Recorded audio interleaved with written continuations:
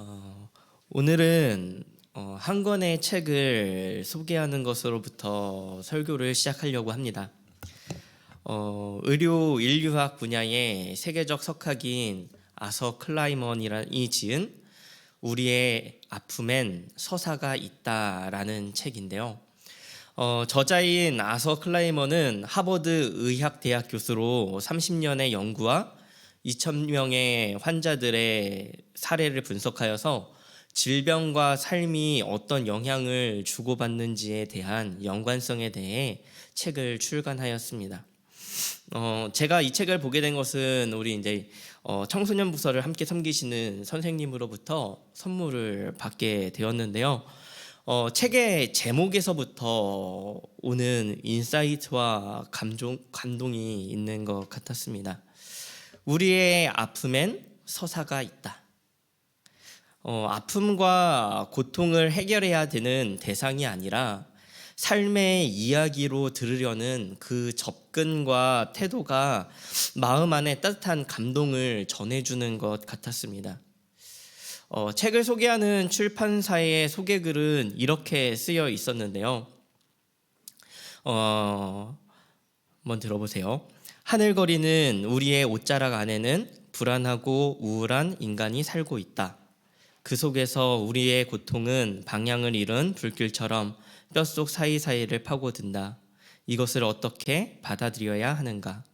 그 안에 서사를 무시한 채 어떻게 이해할 수 있단 말인가? 우리는 망가진 신체가 퍼붓는 공격을 이겨내기 위해 매일같이 분투한다. 그러나 우리의 고통은 침묵 속에서 처참히 외면당한다.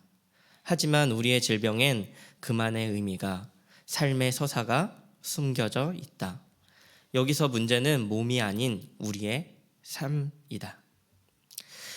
특별히 저자는 만성질환을 가진 사람들을 분석하는데 만성질환을 갖게 된 이유, 그리고 만성질환이 삶에 끼치는 고통과 영향, 이런 것에 대해서 이제 분석을 한 것입니다.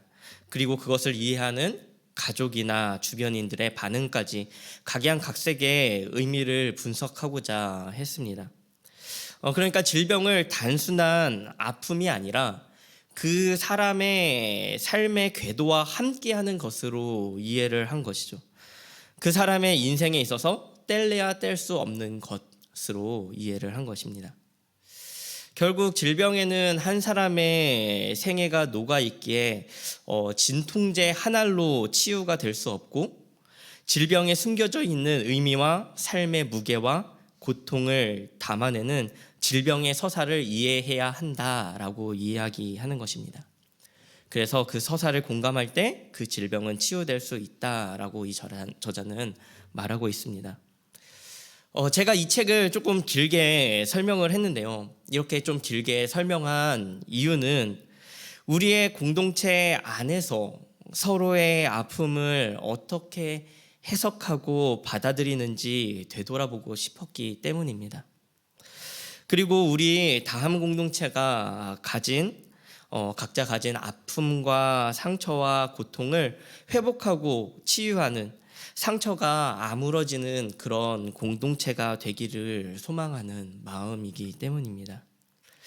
누군가의 아픔이 그 사람만의 아픔이 아니라 공동체의 아픔으로 그것을 끌어안을 수 있기를 소망하기 때문입니다.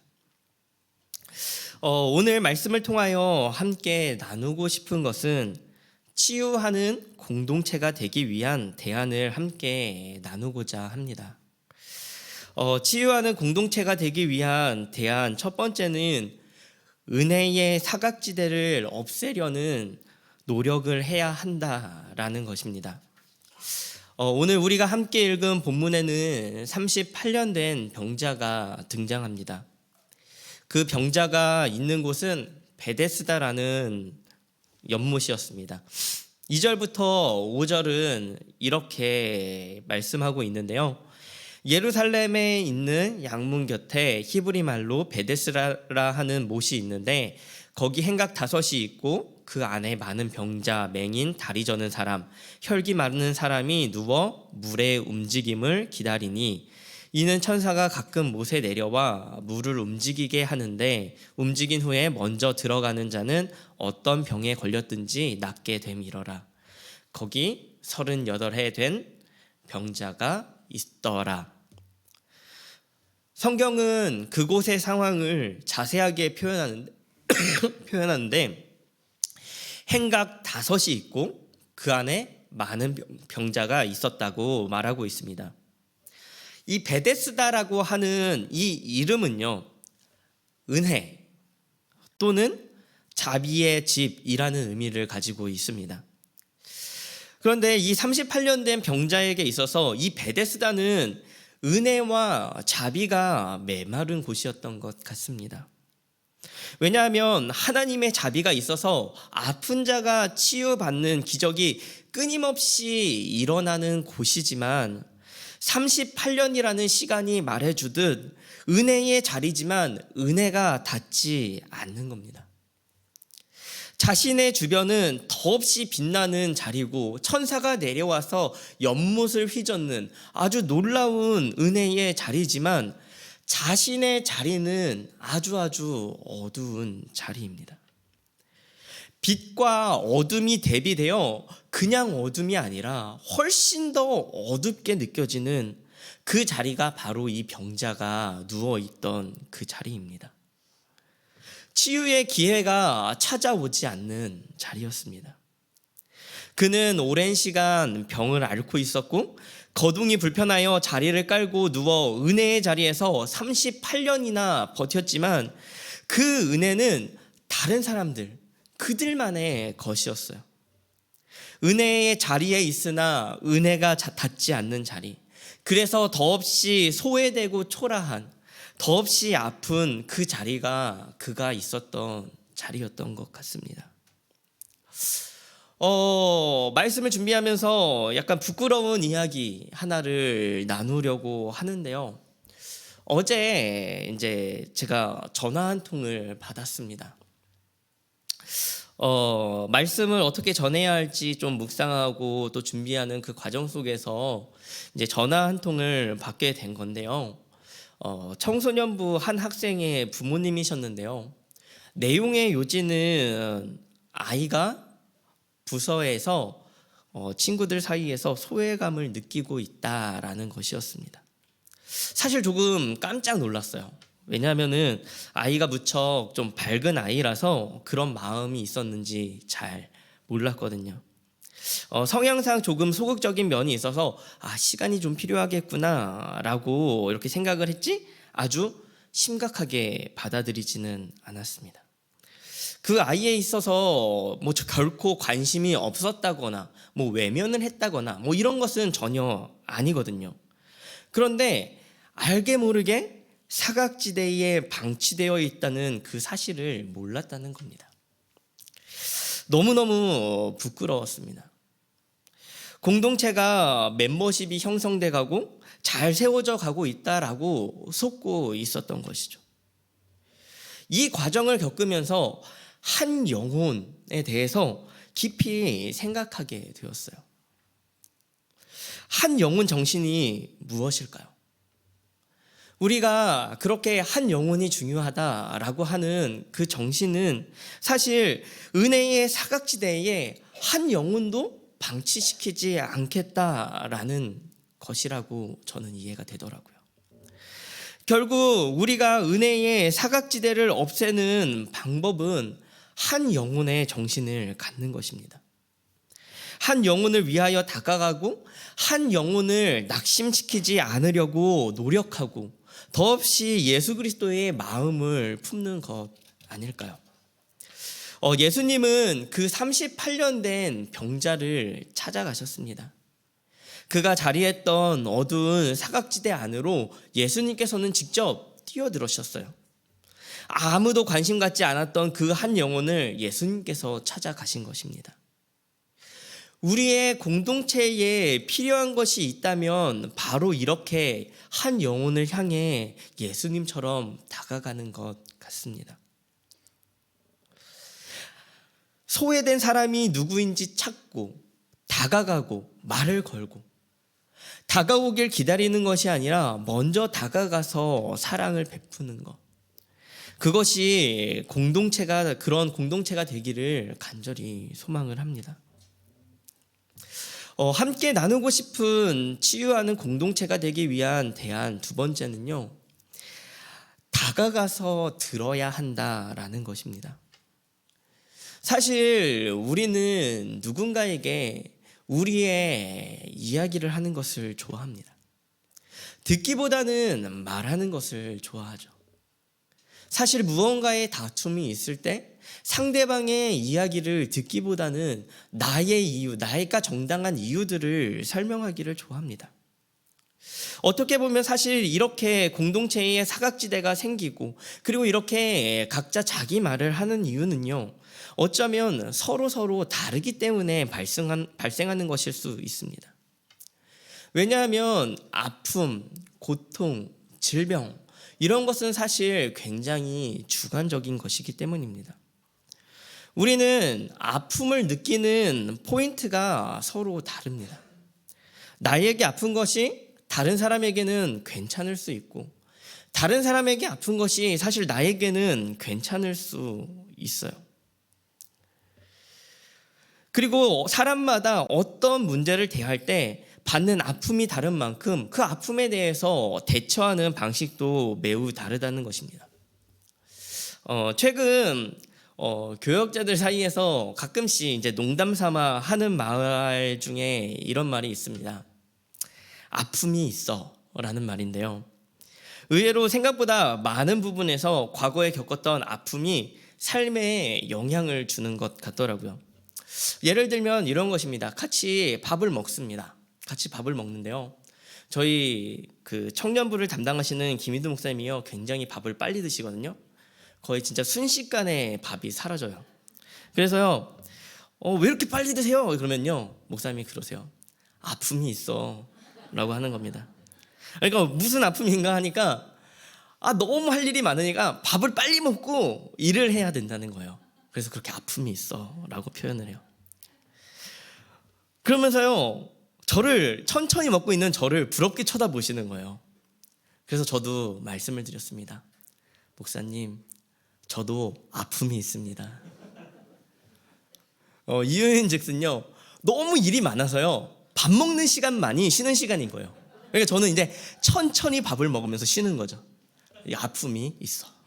이렇게 아픔에 대한 반응이 다른 것이죠. 아픔을 느끼는 것, 아픔에 대처하는 방식이 모두 주관적인 거예요. 그러니 들어야 하는 것이죠. 그러니 귀를 기울여야 하는 것이에요. 예수님께서는 그 38년 된 병자를 찾아가셨습니다. 그리고 물으셨어요. 6절은 이렇게 기록을 하고 있습니다.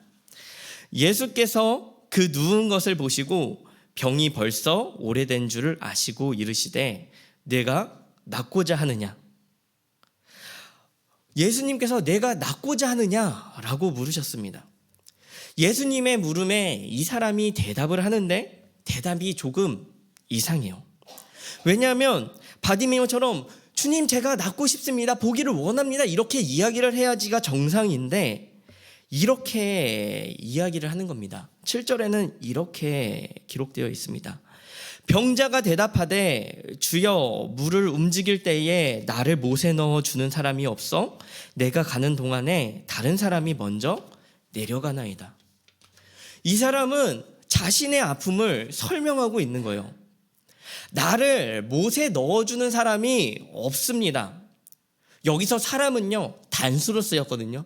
그러니까 한 명이 없다는 거예요. 주변에 단 한 사람도 없습니다. 저는 철저하게 혼자입니다. 아무도 나에게 관심이 없어요. 38년 몸이 아픈 것도 속상하지만 더없이 속상한 것은 내 주변에 아무도 없다는 외로움입니다.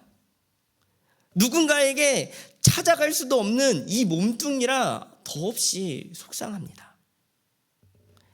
이 병자의 진짜 아픔은 외로움이라는 겁니다. 아픈 것보다 외로움이 더 싫었다고 외치고 있는 거예요. 사랑하는 여러분, 어떤 아픔을 갖고 계십니까? 여러분의 아픔에는 어떤 이야기가 있습니까? 우리는 우리가 가진 아픔을 지니고 있는 서사를 이해하는 것이 굉장히 필요합니다. 우리의 아픔의 이야기를 제대로 할 수 있어야 한다는 거예요. 그냥 아프다, 너무너무 아파, 이게 아니라요. 이 아픔이 어디서 비롯된 것인지, 이 아픔이 나에게 어떠한 영향을 미치고 있는지 우리는 그것을 우리 스스로 봐야 할 줄 알고, 그리고 다른 사람의 그 서사를 들어야 할 준비가 되어 있어야 한다는 겁니다. 왜 아프십니까? 왜 섭섭하십니까? 제가 고등학교 때 저희 아버지가요, 아버지 학교를 이제 가시게 되셨는데요. 그곳에서 회개를 정말 많이 하셨던 것 같아요. 어느 날 저에게 다가오시더니 아버지 학교 갔다 오신 분의 자녀들은 대부분 이런 경험이 있더라고요. 아버지가 그날 처음으로요, 아버지가 살아온 인생에 대해서 말씀을 해주시더라고요. 아버지가 가정에서 어떻게 자랐는지, 아빠가 자랄 때에 무엇이 가장 결핍이 되어 있었는지, 그 아픔이 무엇인지 설명을 해주시더라고요. 처음 듣는 이야기였어요. 아빠는 부족하게 자라서 필요한 것만 사주면 자신의 역할을 다 하는 줄 알았어 라고 말하는 그 아빠의 그 말씀이요, 저는 그때 그 이야기를 듣고서 아빠가 왜 그렇게 했는지를 처음으로 이해할 수 있었던 것 같아요. 그때부터 이해되지 않았던 아버지가 조금씩 이해되기 시작하더라고요. 아는 것은 서로를 이해하게 되고, 이해는 해결할 수 있는 내면의 힘을 얻게 합니다.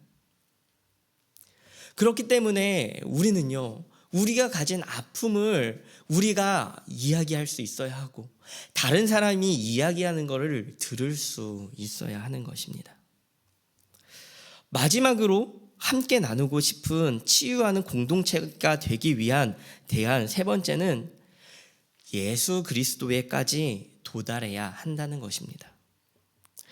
우리가 우리의 아픔과 상처, 그리고 질병을 설명하는 것은 굉장히 중요한 작업이지만 결국 아는 것이 문제를 해결할 수 없다는 것입니다. 아서 클라이머는 서사를 공감할 때 그 병은 치유될 수 있다라고 삶의 문제로 놓았지만 그 치유를 사실은 사람은 완성시킬 수 없습니다. 문제가 진짜 해결될 수는 없는 거예요. 왜냐하면 우리에게는 그 모든 문제를 해결할 수 있는 능력이 우리에게는 없기 때문입니다. 오늘 본문은 사실 조금 의아함을 더해주는데요. 예수님께서 보여주신 많은 기적이 있지만 오늘 본문에서 조금 의아한 이유는요, 사실 38년 된 병자가 고침받은 이유가 명확하지 않기 때문이에요. 이 사람이 구원받을 만한 믿음이 성경에는 보이지 않습니다. 고백, 그런 것도 없습니다. 인과관계로 설명할 수 있는 것이 없어요. 설명할 수 있는 것은 오직 예수 그리스도의 은혜입니다. 예수 그리스도가 그냥 찾아가셨고, 예수 그리스도가 그의 이야기에 귀를 기울이셨고, 예수 그리스도가 그를 고치신 것입니다.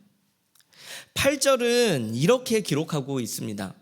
예수께서 이르시되 일어나 내 자리를 들고 걸어가라 하시니.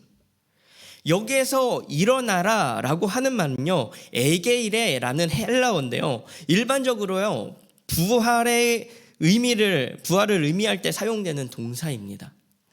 예수께서 이 사람을 낫게 하신 것은 단순한 위로나 위안이 아니라 신적인 권능이라는 것을 보여주는 것입니다. 진짜 치유는 예수 그리스도께서 베푸시는 은혜입니다. 왜냐하면 모든 문제는 결국 죄로 귀결이 되기 때문입니다. 왜 슬픕니까? 왜 아픕니까? 우리에게는 여러 가지의 이야기와 서사가 있을 것입니다. 그러나 그 서사의 끝은 어디를 향할까요? 그 아픔과 슬픔의 이야기의 끝은 정말로 어디를 향하고 있을까요? 그 끝은 결국 아담과 하와의 이야기가 아닐까요?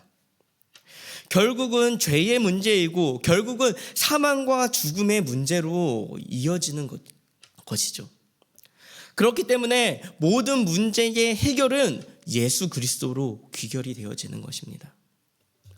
예수님이 이 사람을 낫게 하신 후에 끝에 붙은 말이 있습니다. 9절의 말씀인데요. 그 사람이 곧 나아서 자리를 들고 걸어가니라. 이날은 안식일이니. 이 사람을 고치신 날이요, 안식일이었다라는 겁니다. 아무런 연관이 없어 보이는 이 말 한마디가 주는 의미는 무엇일까요? 그 의미는 안식일의 주인이 바로 예수님이라는 사실입니다. 이 사건 이후에요, 요한복음 5장에서는요, 예수님의 아주 강하신 신적 권능에 대해 말씀하고 있습니다. 21절은요, 이렇게 기록을 하는데요. 예수께서 죽은 자들을 일으켜 살리심 같이 아버지께서 죽은 자들을 일으켜 살리심 같이 아들도 자기가 원하는 자들을 살리느니라. 또 18절은 이렇게 기록을 하고 있습니다. 유대인들이 이로 말미암아 더욱 예수를 죽이고자 하니 이는 안식일을 범할 뿐 아니라 하나님을 자기의 친아버지라 하여 자기를 하나님과 동등으로 삼으심이로라. 이 사건은요, 그냥 병자 하나를 고치신 치유의 사건 이상의 의미를 갖고 있다라는 거예요. 예수 그리스도의 참 하나님을 보여주시는 사건으로의 연결이라는 겁니다. 아들에게 심판의 권한을 주셨고 죄사함의 권한을 주셨다라는 겁니다. 예수님이 사람들의 공격을 안식일에 고치면 사람들의 공격을 받는다는 것을 아시면서도 이 사람을 고치신 거예요. 어떤 믿음도 없어 보이는 이 사람을 고치시면서 예수님은요, 죄의 문제를 언급하셨습니다. 다시는 가서 이와 같은 죄를 짓지 말아라. 죄를 사하는 그 권능의 하나님으로서의 모습을 보여주신 것입니다. 오직 예수 그리스도의 은혜로 말미암아 이 사람은 치유를 받은 것입니다. 우리에게는 많은 노력이 필요하고 많은 대화가 필요합니다. 우리 공동체를 통해 많은 사람이 회복되고 힘을 얻게 될 줄 믿습니다. 외로운 공동체원들이 힘을 얻고 소외된 이웃들이요, 우리의 공동체를 통해 힘을 얻기를 소망합니다. 그러나 분명한 것은 이 모든 것을 가능하게 하는 것은 오직 예수 그리스도의 은혜라는 것입니다. 예수 그리스도 안에서 치유하는 공동체가 되었으면 좋겠습니다. 우리의 아픔의 이야기가 그냥 아프고 슬픈 이야기로 끝나는 것이 아니라 치유가 되어서 그땐 그랬지. 이렇게요, 우리가 치유받은 영혼으로 웃는 공동체가 되기를 소망합니다. 그래서 누군가의 아픈 이야기에 귀를 기울이고 그 사람의 그냥 아픔이 그냥 괜찮아 이런 것이 아니라 그냥 그래 아프구나 그러는 것이 아니라 그 사람의 이야기가 나의 이야기로 받아들여지고 그 사람의 이야기에 참된 공감이 이루어지고 예수 그리스도의 사랑으로 서로 위로하고 격려하며 사랑하고 그렇게 하나 되는 공동체로 우리 공동체가 서나갈 줄 믿습니다. 그렇게 모든 우리의 교회 공동체, 가정 공동체, 우리가 있는 그 공동체 가운데 예수 그리스도의 은혜를 전하는 우리 모든 성도님들이 되시기를 간절히 소망합니다.